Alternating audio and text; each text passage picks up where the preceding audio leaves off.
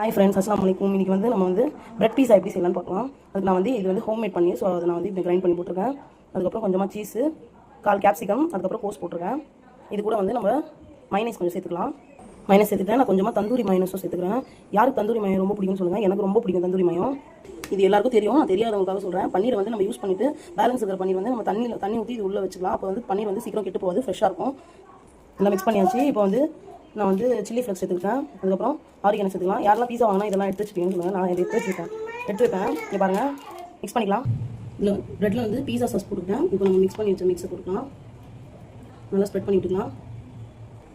இப்போ மிக்ஸ் பண்ணியாச்சு. இப்போ வந்து நம்ம சீஸ் பண்ணி போட்டுக்கலாம். இங்கே பாருங்கள், பார்க்கும்போதே சாப்பிடணும் போல இருக்குது. சீஸ்லாம் போட்டாச்சு. இப்போ நான் வந்து ஒரு தவாவில் நான் பட்டர் கொஞ்சமாக போட்டுக்கிட்டேன். இப்போ அதை வந்து எடுத்து வச்சுக்கலாம். தவாவை லோ ஃப்ளேமில் வச்சுட்டேன். இப்போ நம்ம எடுத்து வச்சுக்கலாம்.